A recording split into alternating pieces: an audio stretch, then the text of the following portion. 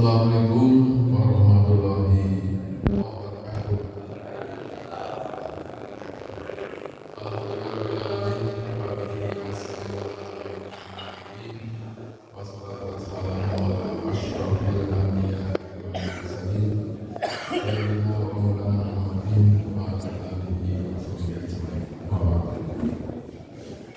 Pertama-tama mari kita berikan syukur kepada Allah Subhanahu wa taala.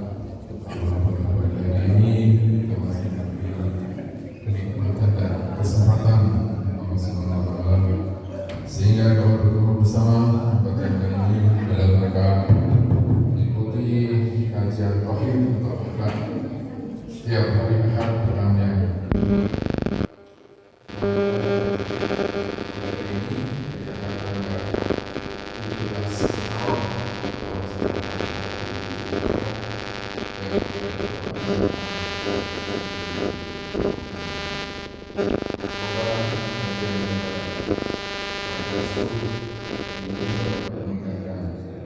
Keimanan kita di dalam beribadah, insyaallah.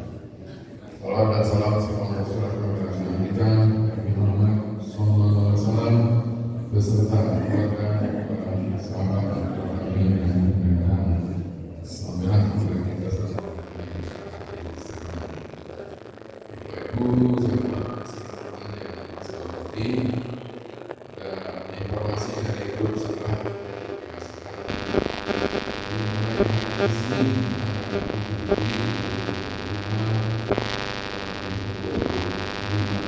PIB kita akan mengalami fenomena period di mana letak bumi akan sangat jauh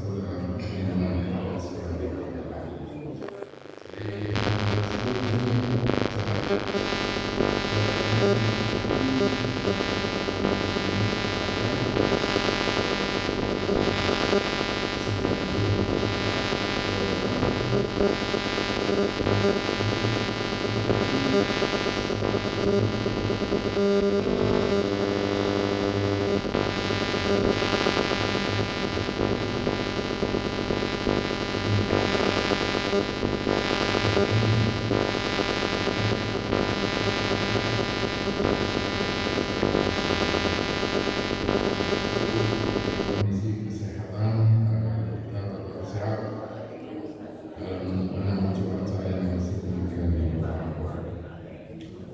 itu informasi dari grup sebelah yang kembali nanti akan dijelaskan oleh Pak Ustaz mengenai novel ini. Baiklah Bapak Ibu sekalian, untuk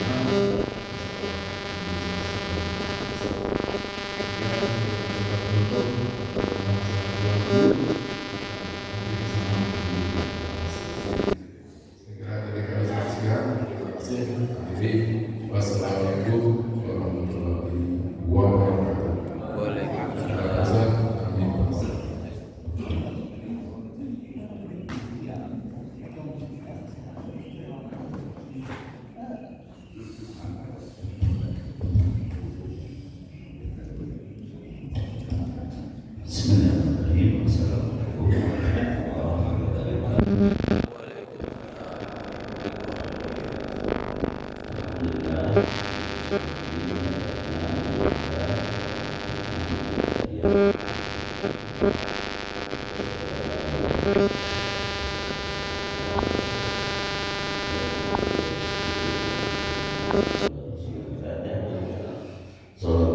alaihi wa alihi washabihi wa man tabi'ahum bi ihsanin ila yaumil qiyamah. Alhamdulillah, jemaah sekalian, kita masih menjalani bulan haram, yaitu yang terakhir dari 3 bulan berturut-turut, bulan Dzulqa'dah, Dzulhijjah, sekarang bulan Muharram. Ya. Kalau tanggal 6 itu berarti 10 Muharram kita ya, berarti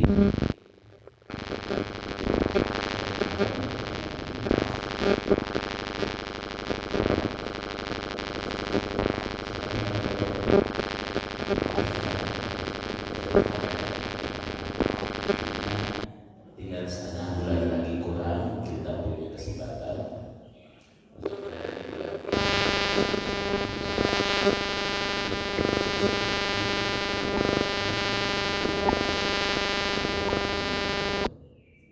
dan di bulan-bulan haram ini adalah kesempatan kita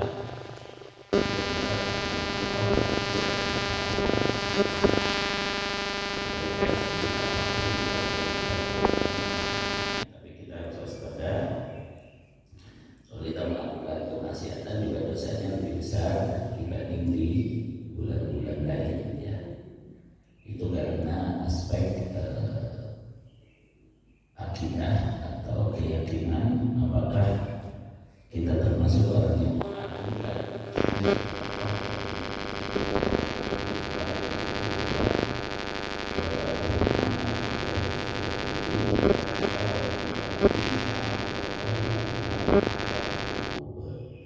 demikianlah perintah Allah dan dalam saya mengagungkan syiar-syiar agama Allah. Maka itu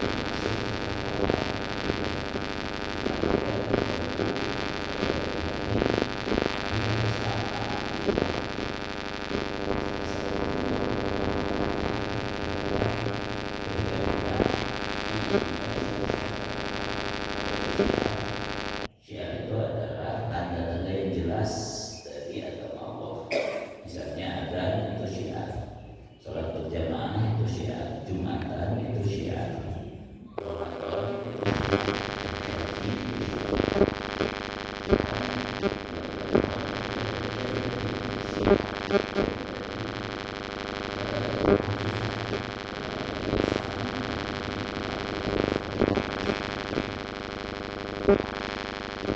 kemudian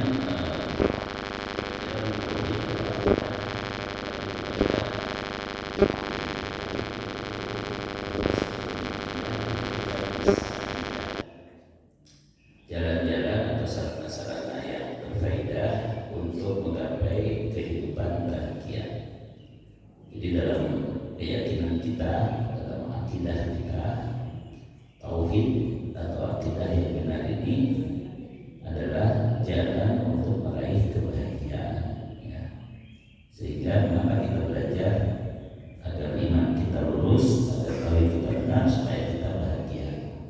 Ini setuju nggak diri kita? Ya, harus setuju ya bahwa kita hanya bisa bahagia jika iman kita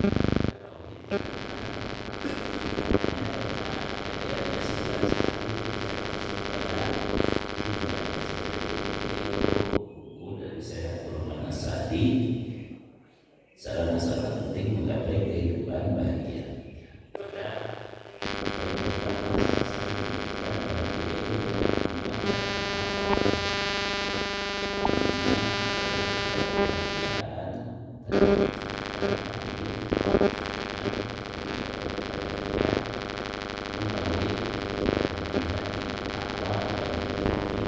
Tapi harus dibuktikan dengan amal soleh. Jadi hakikatnya mengagungkan syiar-syiar agama Allah itu adalah mewujudkan amal soleh dalam kehidupan, yaitu kita taat kepada syariat Allah, taat kepada hukum Allah dan tidak bermaksiat.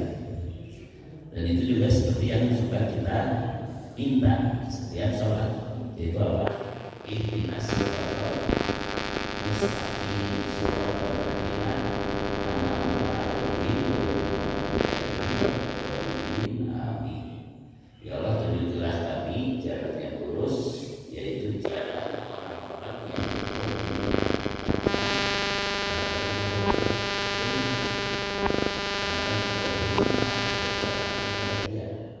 Ghairil maghdubi alaihim, bukan jalan orang yang murkai, ya, waladhdallin, dan bukan jalan orang-orang yang sesat.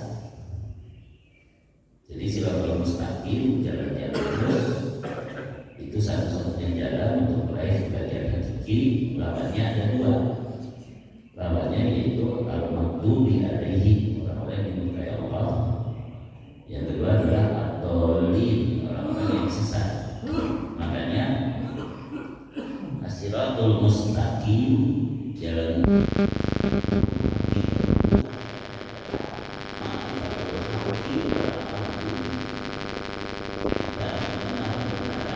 artinya imannya benar, keyakinannya benar, wa ta'malu bihi, lalu mengamalkan kebenaran tadi.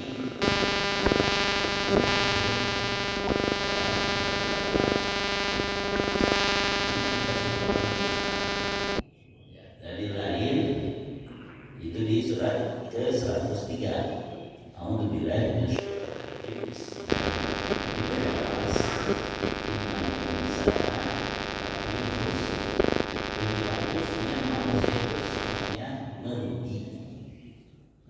illa alladziina aamanu wa 'amilus shalihaat, kecuali kalau imannya benar dan amalnya saleh.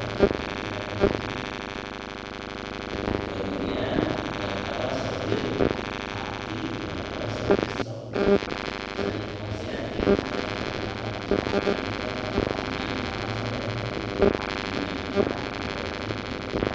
dan saling nasihati dalam kesabaran.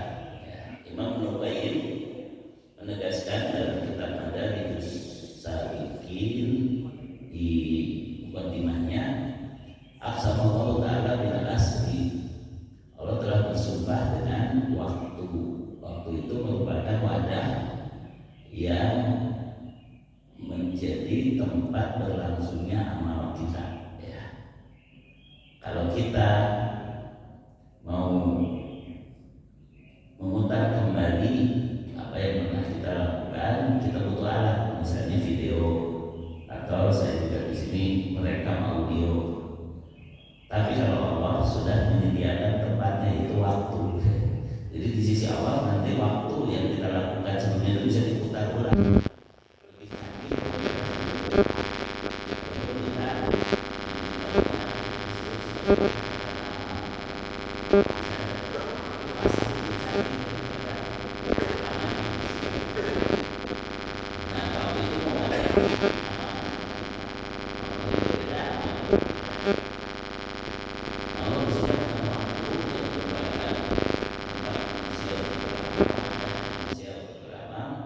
bahwa semua manusia terancam kerugian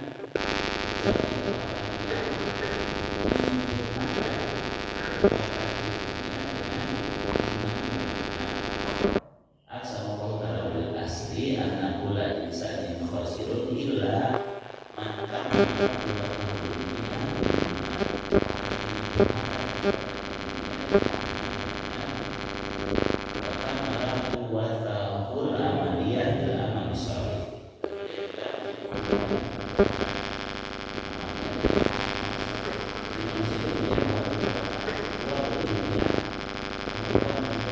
berilmu, mengetahui, wakuatul amaliyah, dan kemampuan untuk berbuat, bekerja.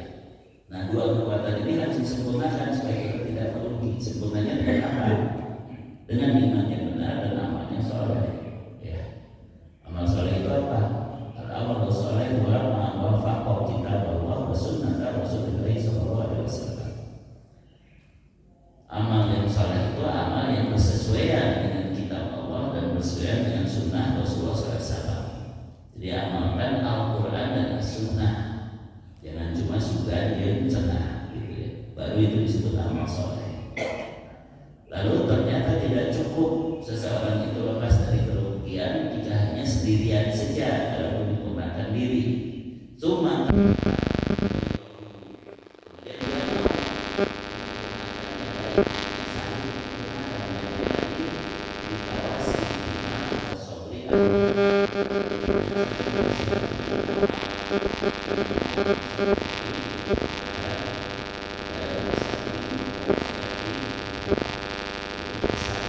atas beriman tidak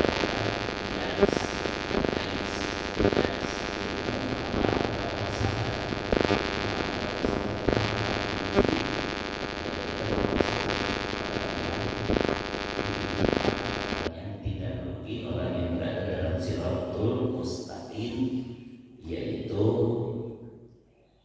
mengilmui kebenaran, mengamalkan kebenaran, mendakwahkan kebenaran, dan bersabar baik dalam mengilmui, mengamalkan maupun mendakwahkan.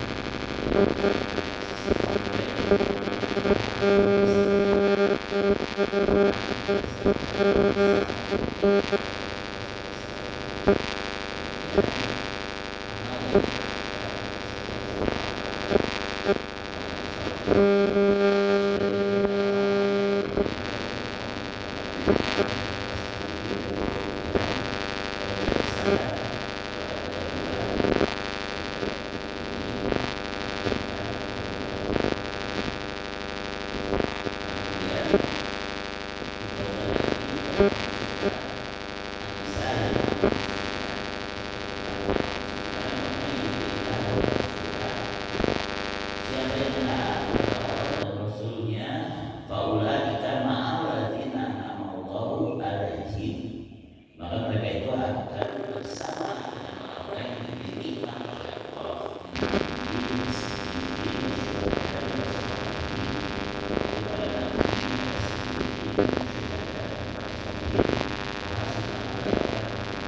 Mereka adalah teman yang sebaik-baiknya. Kapan kita berteman dengan mereka? Nanti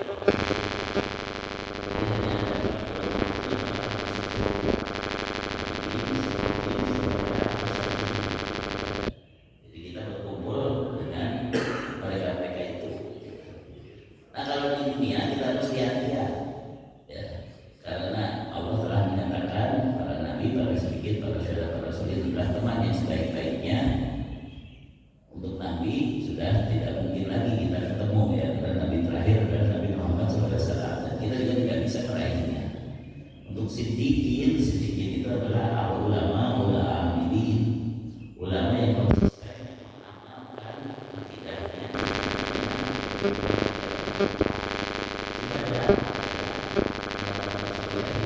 Terhadap kebenaran Islam sampai rela mengorbankan harta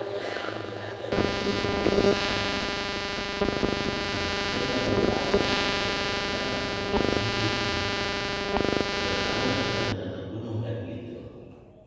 Dan solihin, nah inilah mudah-mudahan kita di sini termasuk, ya. Alhamdulillah saya bersyukur jumpa dengan Bapak dan Ibu yang pada soleh dan solihah. Amin. Ya. Jadi itulah teman yang sebaik-baiknya. Teman yang sebaik-baiknya itu orang-orang soleh, ya. Orang-orang yang sesuai dengan Quran dan Sunnah. Tadi soleh tadi amal soleh sesuai Quran dan Sunnah. Orang-orang soleh orang yang patuh kepada Allah dan Rasulnya, begitu. Nah, Allah menjamin bagaimana amal soleh, akhirnya akan baik, akan indah, ya. Yang disebut kebahagiaan hakiki itu adalah tenang ketika menjalani kehidupan. Di surat ke-16, surat Al-Kahf ayat 97, mana amila sholihan min dzakarin aw unsa, siapa yang beramal soleh baik laki-laki maupun perempuan, wa huwa mu'minun, dengan didasari keimanan, falanuhyiyannahu hayatan thayyibah, kami benar-benar akan hidupkan dia dalam kehidupan yang indah, kehidupan yang baik. Walanajziyannahum ajrahum bi ahsani ma kanu ya'malun, dan kami benar-benar akan berikan kepada mereka pahala dari amal mereka di akhirat nanti dengan balasan yang lebih baik dari mereka amalkan di dunia. Allah bisa memberikan balasan besar bagi amal yang sedikit, ya. Yang sering saya sampaikan di sini berulang-ulang, orang yang imannya sisa terus saja, dia disiksa dulu di neraka paling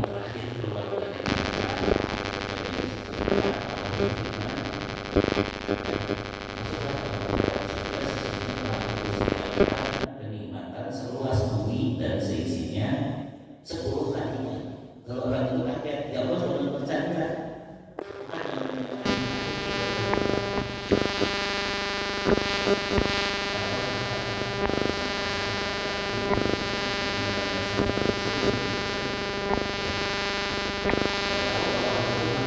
Kalau kamu menyangka sudah penuh, ya kan? Tidak ada tempat bagimu. Aku kan tidak bersifat saya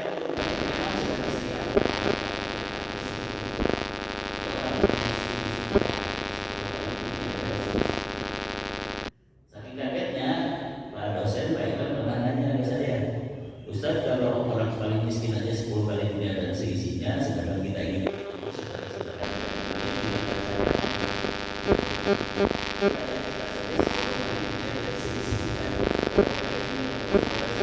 jangan khawatir. Kalau di surga itu Allah memberi kepada kita kenikmatan sebesar apapun, kita pasti bisa bisa menikmatinya. Gitu. Dan termasuk ketemu dengan saudara pasti ada mekanismenya. Apakah nanti kita jadi bisa terbang atau bisa teleportasi atau apa itu gimana nanti? Asal surga apa ya? Nggak usah bingung soal itu. Ya. Orang yang mati syahid begitu dia meninggal dinikahkan dengan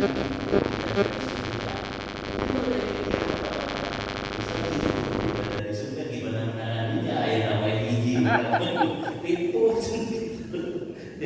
video dari 70 tenang kalau dikasih nanti kita diberi kemampuan juga. Jadi nggak usah apa namanya terlalu bingung ya. Surga itu seluas langit dan bumi, yang paling sedikit saja 10 kali bumi dan seisinya. Dan itu harus kita yakin begitu. Bahkan makin lama makin jelas ya bahwa kehidupan di dunia ini kita sangat tertarik, kita berjuang, kita berebutan dengan orang lain, tapi begitu di akhir itu rasanya cuma gitu aja. Berarti karena kita diberi hidup, Allah memberikan nanti kehidupan yang sebenarnya, yaitu di akhirat. Di sini mah ternyata ya cuma gitu aja, ya cuma gitu aja. Ya dulu dari menikmati makanan sekarang dibatasi. Karena kita yang sih dibatasi dari kemarin dari sini.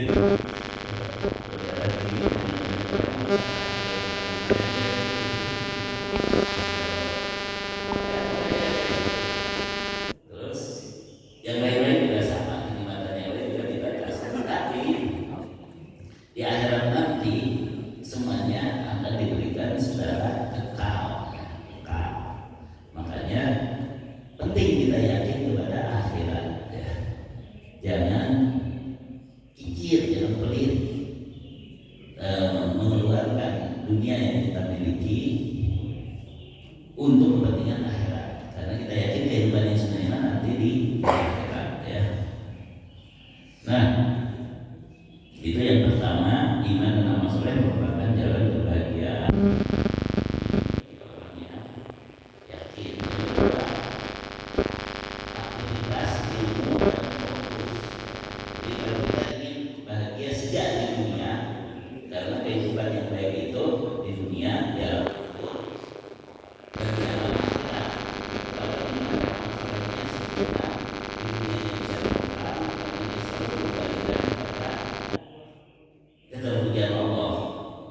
Ala bidzikrillahi tatmainnul qulub. Ingatlah dengan ingat Allah, dengan mengingat Allah hati menjadi tentram. Ya.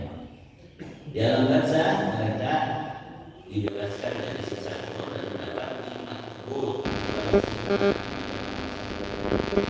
Kalau sudah sempurna, ada kuburnya dosanya sangat banyak. Ada kuburnya berhenti sebelum hari kiamat karena sudah cukup.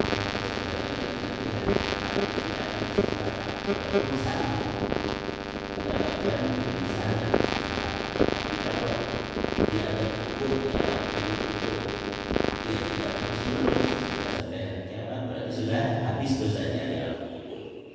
Kalau belum habis di alam kubur nanti dihabiskan di hari kiamat. mungkin harus masuk neraka dulu kayak begitu ya. Syaratnya apa? Masih punya iman, ya, imannya masih benar. Nah yang jadi masalah banyak orang yang mungkin dia sholat, mungkin dia berzakat, berkorban, bahkan berhaji, tapi imannya batal, ya. Imannya hilang sama sekali. Ya. Kenapa? Karena menyebutkan Allah, karena tidak mau ngaji, ya, tidak mau belajar apa yang bisa membatalkan keimanan, membatalkan keislaman.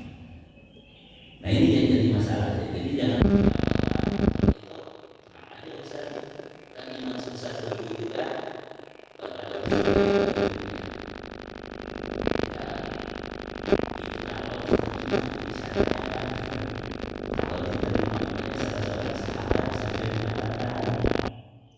kalau saja aku tahu satu tasbihku saja diterima, karena kita sudah gaya, sudah pede, kita harus terus berdoa saja semoga diterima. Para sahabat saja sampai ketakutannya seperti itu. Dan aku tidak tahu amalku diterima atau tidak. Kalau aku tahu satu tasbihku saja subhanallah itu diterima, aku sudah tenang. Karena kalau kita ada yang diterima, ya sudah pasti masuk surga kan gitu.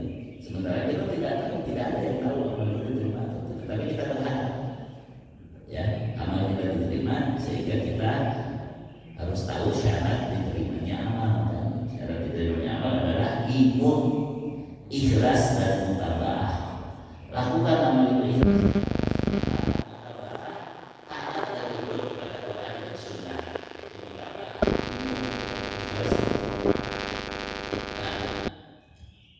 Meskipun demikian, ada ciri-ciri orang yang amalnya diterima, yaitu di dunianya dia tenang dan merasa senang ketika menjalani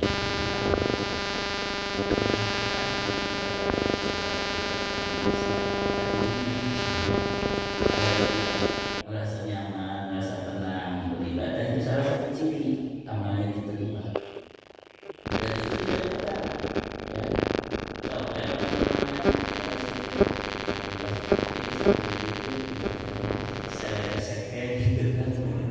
Ya, karena untuk bisa menikmati ibadah, untuk bisa nyaman dalam ibadah itu, ya kita harus punya mindset menghargai ilmu,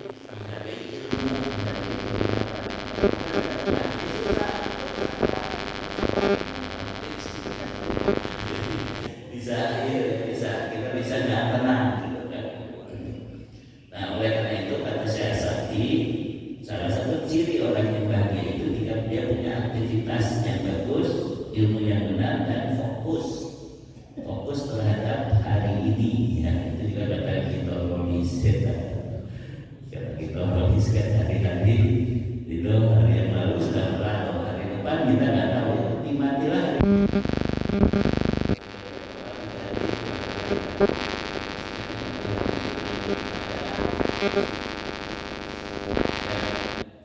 di antara faktor yang dapat mengatasi goncangan jiwa dan tegaknya syaraf dan hati yang baru ialah menyibukkan diri dengan berbagai aktivitas atau mempelajari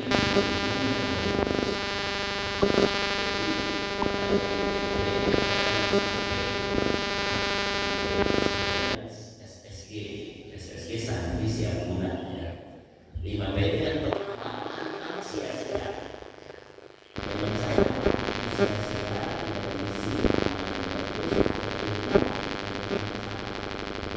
Itu 5P itu awalnya sama pantang sia-sia, apalagi pantang mengeluh, apalagi pantang jadi beban ya.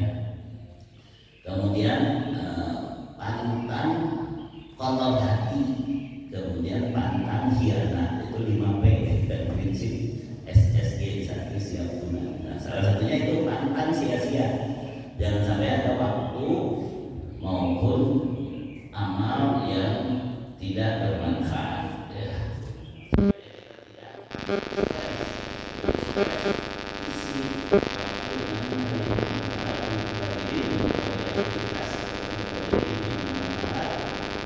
Karena aktivitas semacam ini bisa mengalihkan perhatian hati seseorang dari hal-hal yang dapat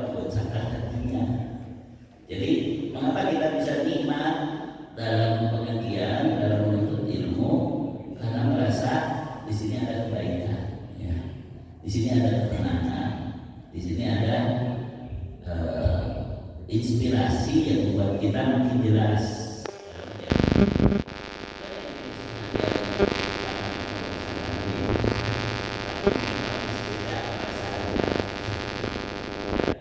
Makanya kalau yang benci kepada agama kayak Karl Marx itu mengatakan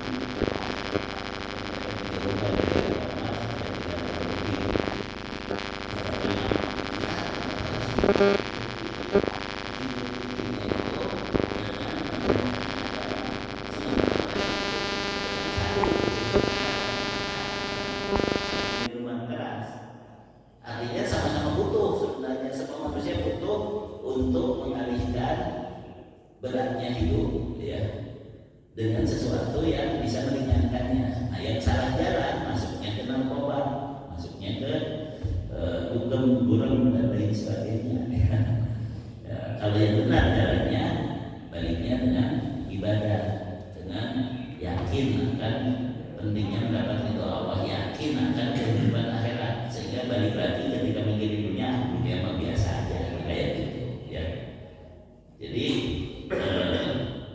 saya tidak menyangkal Karl Marx mengatakan itu, tapi ini adalah candu yang benar, candu yang bermanfaat gitu ya.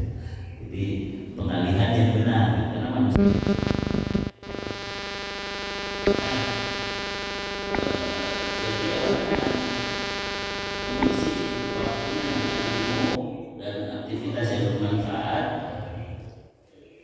mampu melupakan faktor-faktor yang mendatangkan kesedihan dan musibah, jiwanya menjadi senang dan semangatnya pun bertambah. Faktor-faktor semacam ini bisa berlaku kepada orang yang beriman maupun yang lain ya. Hanya saja orang yang beriman unggul dengan keimanan dan keikhlasannya ketika dia menyibukkan diri dengan ilmu yang dia pelajari atau yang dia sampaikan, juga dengan perbuatan baik yang dia lakukan. Jika yang dia lakukan berbentuk ibadah, maka tentu nilainya ibadah. Jika berbentuk pekerjaan atau kebiasaan duniawi, dia ikuti dengan niat yang baik dan dimaksudkan untuk membantunya dalam ibadah kepada Allah Ta'ala. Dan karena itu semua, maka faktor-faktor tersebut sangat berperan sebagai musibah. Betapa banyak orang yang terlibat bersama hati dan kesedihan beberapa tahun, dan ini juga berbagai macam penyakit ya. Jadi penyakit itu kebanyakan dari pikiran, yaitu psikosomatis ya. Karena jiwanya sakit akhirnya berakibat kepada fisik. Demikian pula obat itu kebanyakan bersifat placebo. Placebo itu tidak obat pada lain, hanya karena dia yakin dia bakal sadar pikirannya jadi bagus, akhirnya tertolong gitu kan. Kebanyakan gitu ya. Walaupun ada yang sifatnya ilmiah memang terbukti juga ada kan gitu. Tapi kebanyakan obat itu adalah placebo, dan kebanyakan penyakit itu psikosomatis ya. Placebo itu sembuh karena sugesti, kalau psikosomatis sakit karena jiwanya terlalu andilau.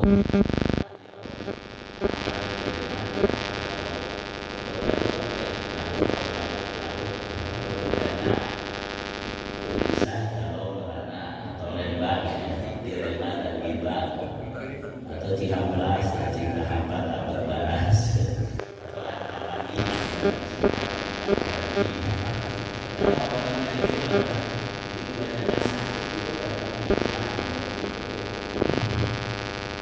nah, jadi obatnya paling tepat merupakan faktor yang bisa mengubah diri dengan aktivitas yang bermanfaat, yang jelas, hadapi sesuatu yang jelas, jangan risau dengan yang belum terjadi, tidak terjadi, bahkan belum pasti terjadi ya.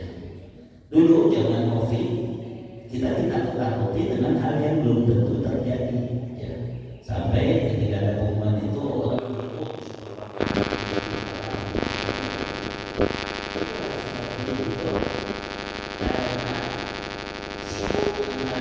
pasti meninggalkan yang sudah pasti. Apa yang sudah pasti akan terjadi rezeki bagi setiap makhluknya. Sudah pasti kita semakan mati dan kita akan kembali ke akhirat ya. Sementara yang kita takuti dari dunia ini belum tentu terjadi.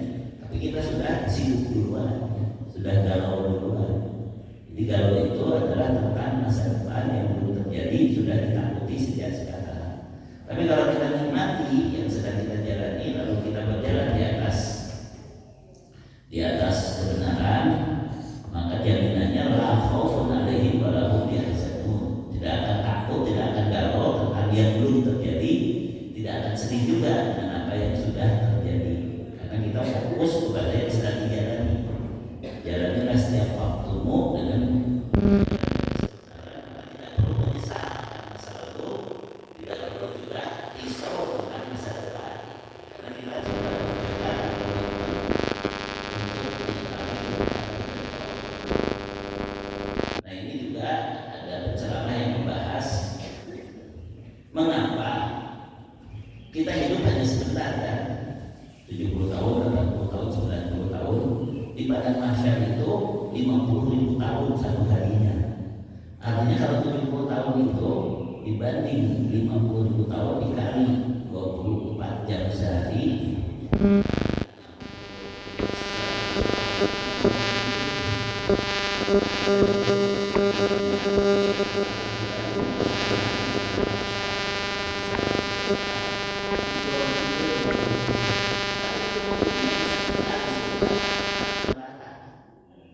mengapa hidup yang 2 menit dan dia bisa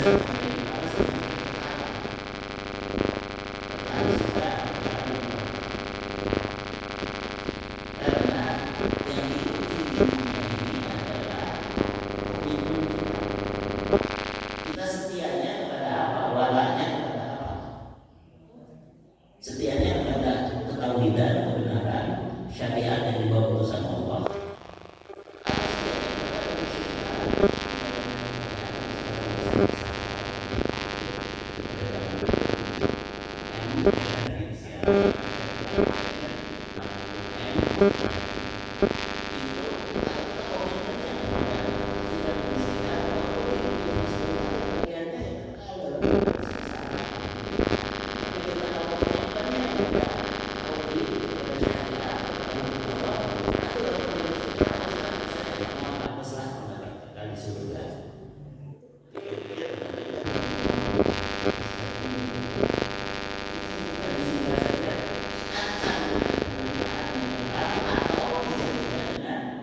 Kebahagiaan yang kekal berarti sampai akhir hayat yang tidak ada Allah termasuk golongan Allah atau golongan setan, cuma itu saja ya.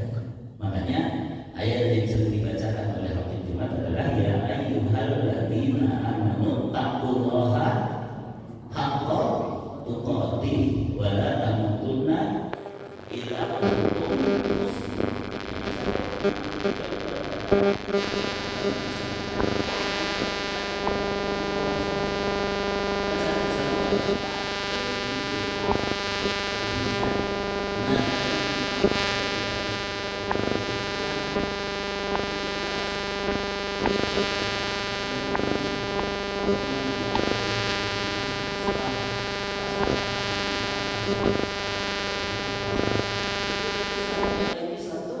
Jelas-jelas ngomong dari Islam dilulukan kan gitu, aneh gitu kan. Makanya komitmen ini penting ya.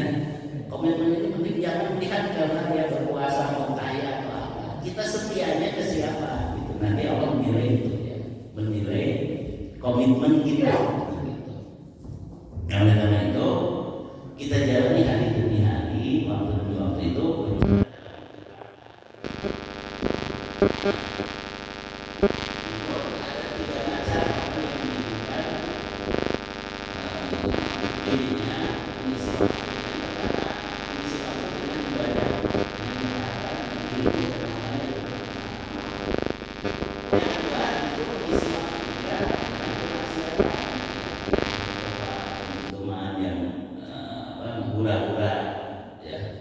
Yang terlarang, dan yang ketiga mengisi waktunya dengan perkara yang mubah ya. Nah kalau itu berupa ibadah, dia ingatkan dengan mengisi waktu itu supaya mendapat ridho Allah, maka dia mendapat pahala. Jika itu betul perkara yang mubah, harus ada niat perkara ini dilakukan karena Allah. Contohnya apa? Contohnya nanti kan setelah kajian ada makan-makan, kajian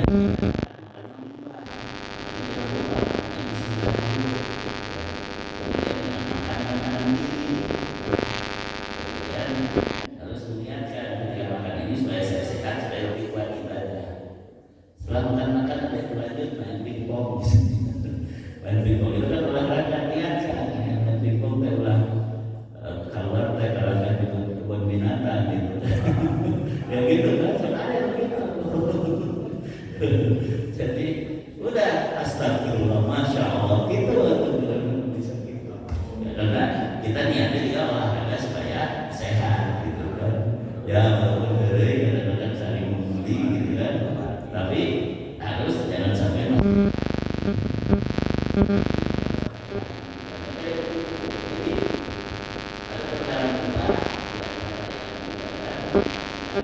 kita gunakan untuk mengisi waktu, maka jangan lupa kita punya ilmu untuk berniat yang benar.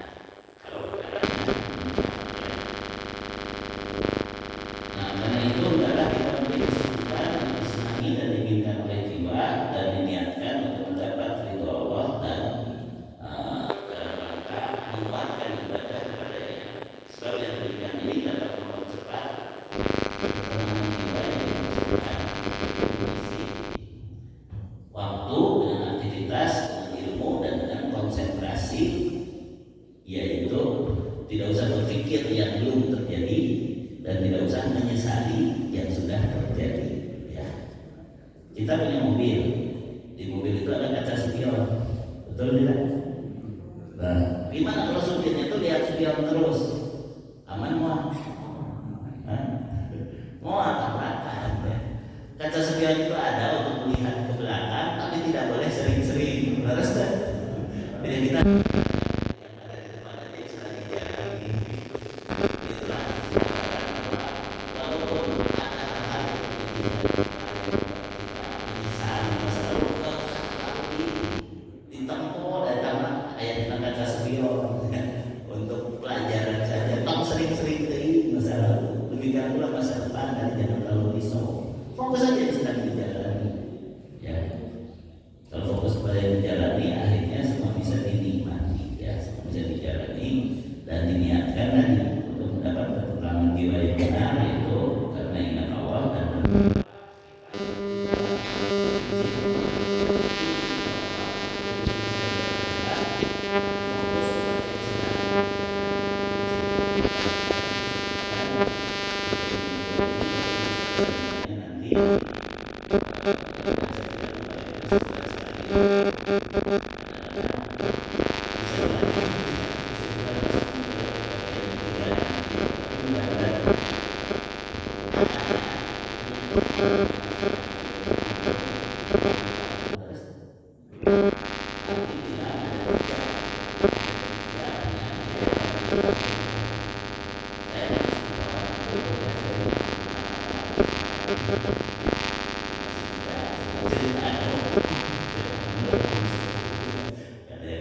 lebih mudah ya, sekolah saja gitu kan. Jadi ada 3 penyakit orang tua itu. Yang satu, gampang lupa orang tua itu, gampang lupa. Yang kedua dan ketiga, lupa lagi. Saya juga tadi di mulai malam ketiga lupa lagi. Nah, jadi supaya kita nanti bisa konsisten, ya ingatkan, saya masih membahas kitab menuju kehidupan bahagia, salah satu mencapai bahagia, bagian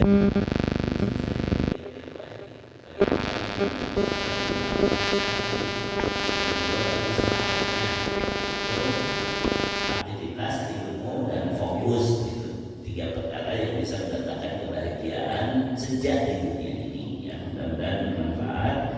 Seperti biasa, kalau ada pertanyaan silakan sebelum kita syuruk ya. Syuruk masih berapa menit lagi di sini ada? Ya, silakan. Assalamualaikum Pak Ustaz. Ya, nanti Ketika setelah kita masuk ke ibu ya. meminta Siratal Mustaqim, Ya. Siratal Mustaqim itu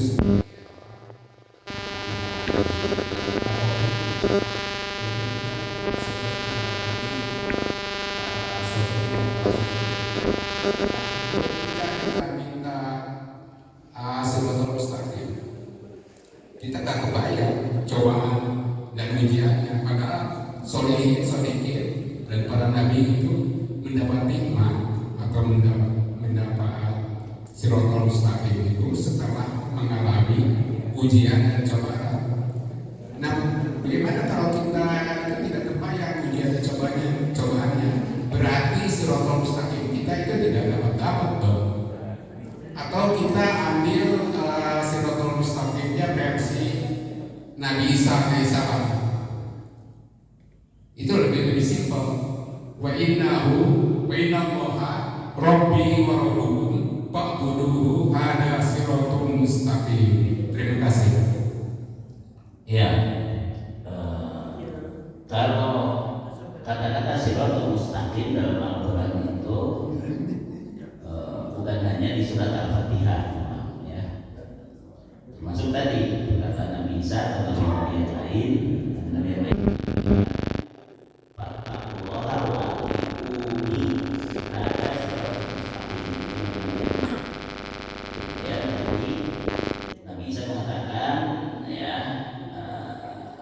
beribadahlah kepada Allah Tuhanku dan Tuhan kalian, maka itulah siratal mustaqim. Kemudian tadi ternyata dijelaskan yang disebut beribadah, yang disebut taat kepada Rasul itu bagian daripada mengenal kebenaran dan mengamalkannya. Jadi kesimpulan dari saya Abdul Manasadi dalam tafsir Al-Fatihah, mari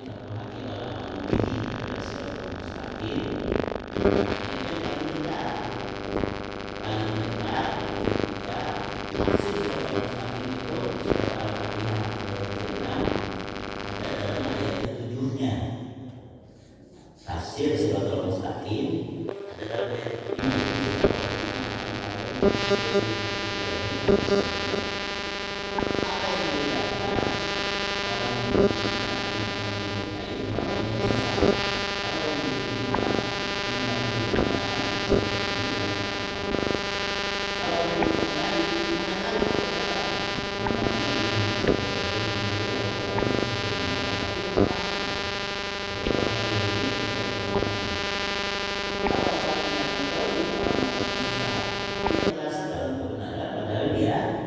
jauh dari kebenaran, seperti orang-orang Nasrani atau ahli-ahli bid'ah. Ahli-ahli bid'ah itu kan merasa benar, tapi sebenarnya jauh dari kebenaran.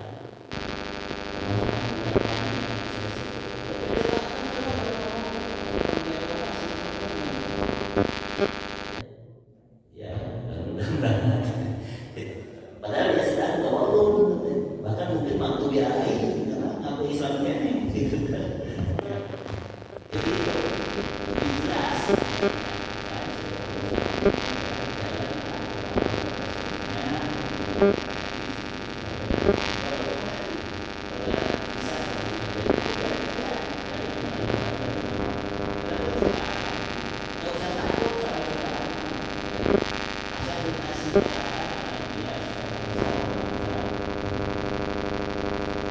Orang yang paling berat cobaannya adalah para nabi, kemudian baru orang yang dekat dengan mereka.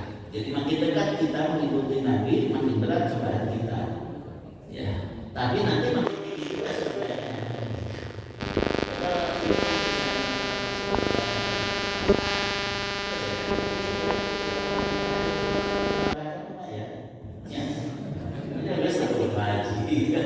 Itu penting saya tetap masuk surga. 200 juta tahun atau 2 miliar tahun.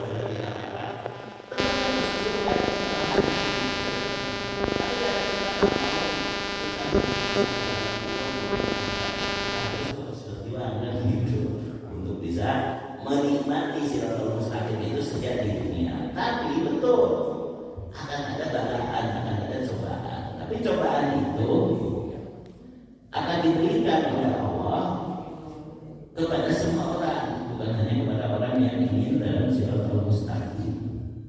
Laqad khalaqnal insana fi kabad. Semua manusia diberi kesusahan di dunia ini. Kata siapa? Masuk surga susah, sekarang aja susah. Hanya banyak yang tidak sadar. Tadi kan kudu ngagubun heula, tetap ngagubun kita kapal gitu kan, atau kita berendam di danau 7 hari 7 malam. Pas kena poe mencicit hari ke-7 karena matahari lagi aphelion.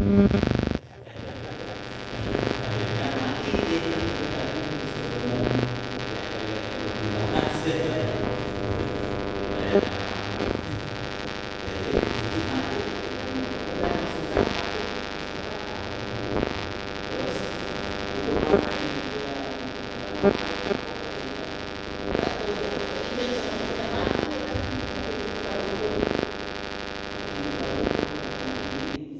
pelacuran, nanti di tempat perkebunan kan sama. Orang masuk neraka juga susah, tidak susah masuk neraka.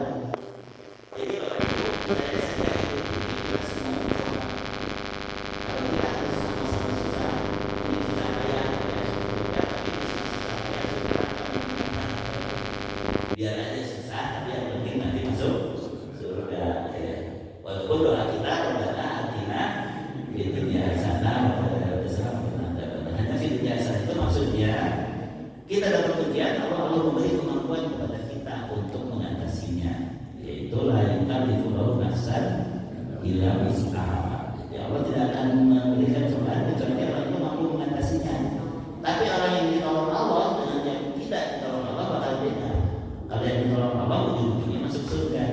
Kalau yang tidak ditolong Allah dia mencari hiburan yang lain, mungkin dia bisa mengatasi, merasa mengatasi di dunia ini, tapi ujung-ujungnya akan sengsara.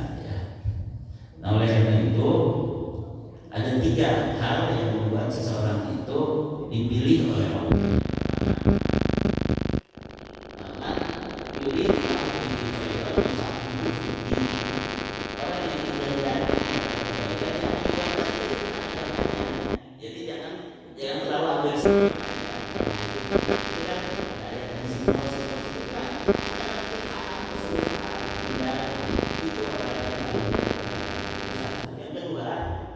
Idza aradallahu bi 'abdin khairan ista'malahu. Kalau Allah menghendaki seorang hamba itu dapat kebaikan, dia akan dipekerjakan di jalan Allah. Kita jadi sekali member itu. Walaupun hanya sekedar kadang-kadang ikut nyumbang konsumsi ya, walaupun bersih-bersih di masjid atau ikut jadi panitia kurban. Pokoknya ketika kita sedang bekerja di jalan Allah itu Allah sedang menyukai kita. Cukup-cukup jadi mujahid orang-orang yang berjihad di jalan Allah. Jadi siapapun yang dikenali Allah untuk baik, dia akan menjadikan karya Allah.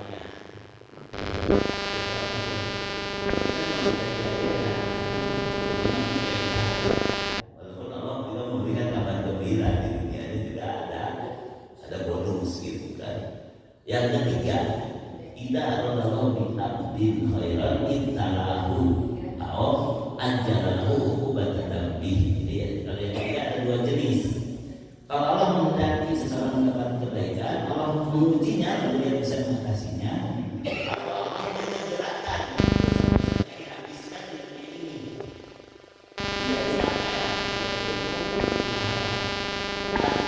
jangan takut kesusahan, karena kesusahan itu minimal jadi penghapus dosa. Kalau kita susah, ya Allah, mudah-mudahan susah ini menyebabkan aku tidak disiksa lagi di kubur, atau tidak disiksa lagi di neraka. Jadi harus dinikmati juga kesusahan.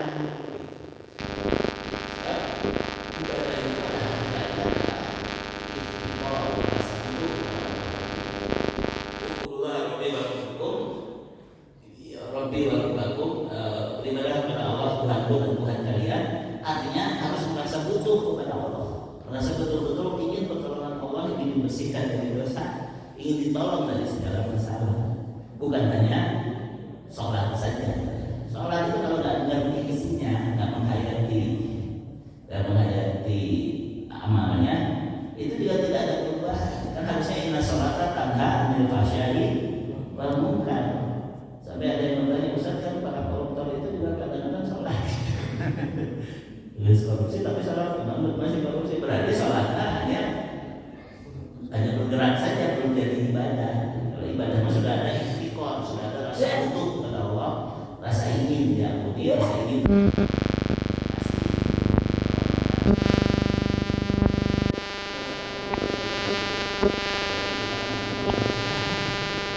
dan kemudian ada sekolah dan bagi sholat pokok itu. Silakan ibu, tadi yang mau bertanya.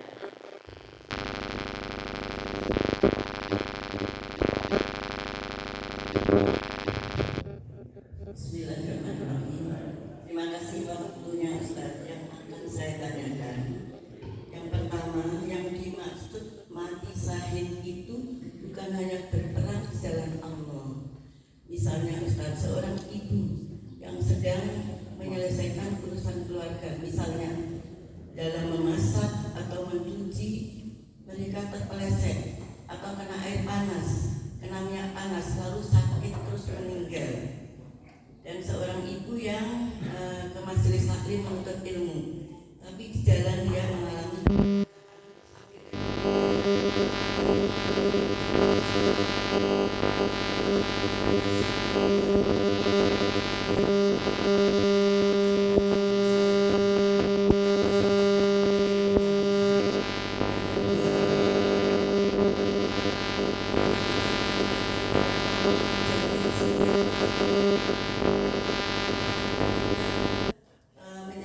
untuk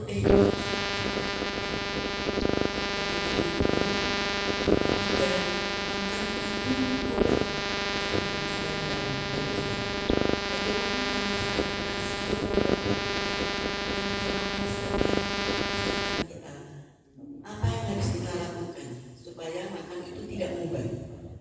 Iya. Terima kasih. Baik, jadi syahid yang paling tinggi adalah terbunuh di jalan Allah. Ya, terbunuh di jalan Allah itu jelas-jelas orang-orang kafir. Lalu kita meniatkan ini untuk menegakkan agama Allah. Lalu mereka memerangi kita juga karena agama kita. Ya. Sehingga kalau terjadi sebaliknya, ketika orang kafir itu memerangi orang Islam, lalu ada orang yang mengaku Islam lebih memenangkan orang kafir yang keluar dari Islam. Jadi termasuk salah satu pembatal keislaman adalah lebih membela orang kafir untuk memenangkan kaum muslimin dari sisi agamanya. Seperti orang-orang liberal sekarang ini ya, orang-orang yang lebih mendukung Yahudi daripada Palestina ada di situ. Ada diskusi-diskusi yang mengarahkan untuk lebih bersimpati kepada Islamnya, karena itu walaupun dia orang Islam itu keluar dari Islam. Karena kalau mati di jalan Allah syahid itu yang paling tinggi. Adapun syahid-syahid yang lain dalam hadis disebutkan orang yang ibu-ibu yang meninggal ketika melahirkan. Ketika melahirkan asal niatnya ini kalau saya sampai meninggal pun ya sudah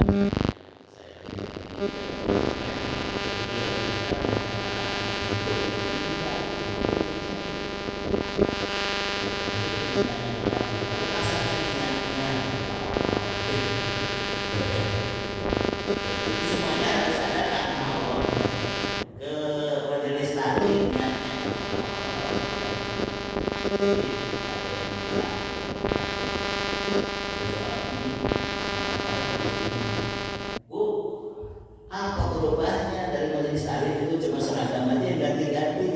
Kelakuan memang kadang berbeda. Berarti can karena Allah hari gitu kan. Kadang-kadang kan bisa saja orang datang ke majelis ilmu niatnya bukan karena Allah kan.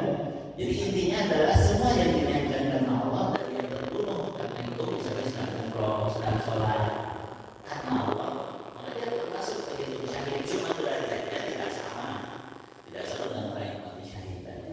Jadi katakanlah saya lebih senang membahas bapak-bapak saja. Orang yang mati syahid dalam perang di jalan Allah tidak dari Nabi Muhammad baik. Tapi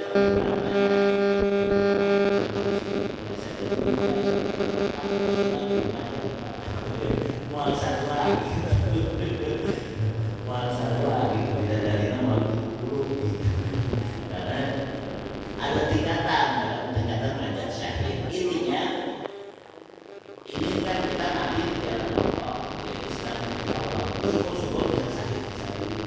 Tapi di atas yang syahid ada sedikit ada nabi. Tapi syahid itu di atas soleh, syahid itu sudah membuktikan bahwa dia betul-betul soleh. Bukan 4 tingkat itu hierarkis juga.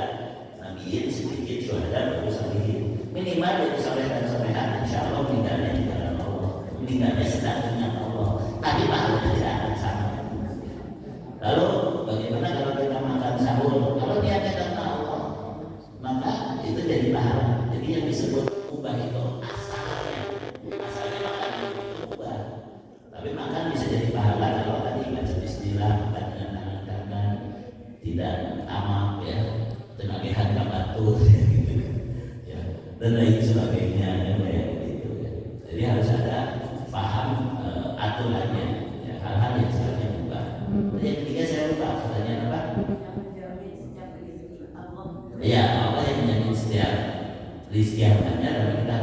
ikhtiar. Ikhtiar itu bagian dari perintah, tapi takdir Allah yang menetapkan. Seperti ayat tadi surat Ali Imran 102, ya ayyuhalladzina amanu taqullaha haqqa tuqatih wa la tamutunna illa wa antum muslimun. Kalian harus bertakwa sebenar-benarnya takwa, dan jangan kalian mati kecuali dalam keadaan beragama Islam. Padahal kita tahu seseorang bertakwa juga karena hidayah Allah. Seseorang muslim mati hidayah Allah kan. Tapi kenapa kita diperintahkan? Diperintahkan untuk berbuat supaya bisa bertakwa, supaya bisa mati bertakwa beragama Islam. Jadi dia itu bukan pahala, bukan menentukan hasil. Bukan pahala, walaupun hasilnya tapi itu ikhtiar untuk takwa tadi, ikhtiar untuk menjaga agama Islam. Ya, sebagai penutup cukup dua penanya saja ya. Ada seorang ulama namanya Teh Salim bin Abdillah bin Umar, jadi cucunya Umar bin Khattab. Dia didatangi oleh Khalifah sedang di masjid nih kayak gini. Didatangi oleh Khalifah Hisham bin Abdul Malik bin Marwan. Kata Hisham, salam Syekh, saya seorang amir, saya seorang khalifah, kamu mau minta apa? Didatangi oleh Prabowo. Sok mau minta apa? Saya mau jadi presiden. Tentu kita dia terima apa? Semangat. Wah, ini Prabowo nih bisa ngasih apa ya ke saya? Kayak gitu kan? Tapi apa jawaban? Saya mengatakan saya sedang di rumah Allah. Saya tidak mau meminta kepada selain Allah. Saya sedang di rumah Allah. Saya tidak mau meminta kepada selain Allah. Tapi Hisham ini, Khalifah ini pintar ditungguan. Tuhan Nabi Salim keluar masjid. Begitu keluar masjid, ya sekarang sudah di luar rumah Allah, sudah di luar masjid.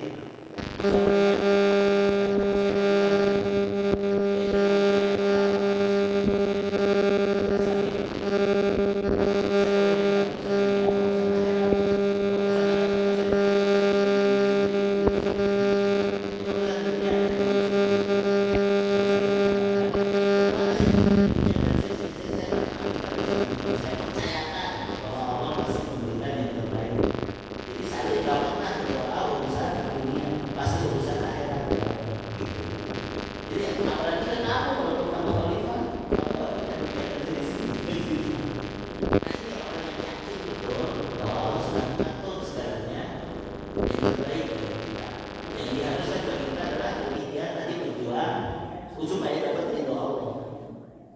Makanya Salimah lebih banyak atau kebanyakan semua permintaannya hanya urusan akhirat.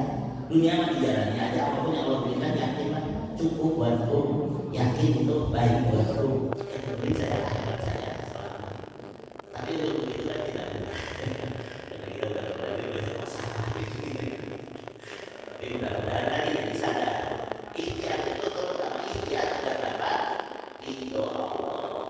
Dan bukan menentukan hasil. Hasil tetap nanti yang terjadi adalah takdir Allah. Saja alhamdulillah ya rabbil alamin. Semoga Allah memanggilkan kita dalam husnul khotimah. Allahumma inna nas'aluka husnul khotimah wa na'udzubika min su'il khotimah. Rabbana atina fid dunya hasanah wa fil akhirati hasanah wa qina adzabannar. Subhanallah wa bihamdihi asyhadu an la ilaha illa anta astaghfiruka wa atubu ilaik.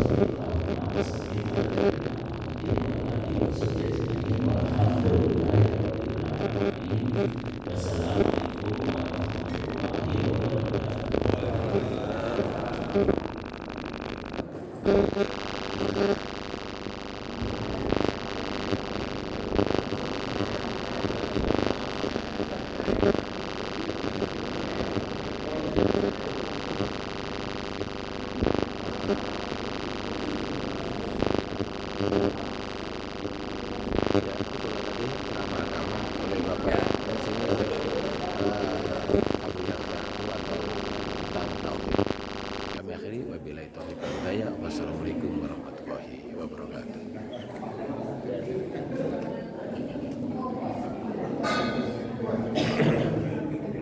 Bisa ada kesempatan bertanya ya, ngobrolnya nanti sambil ngopi aja.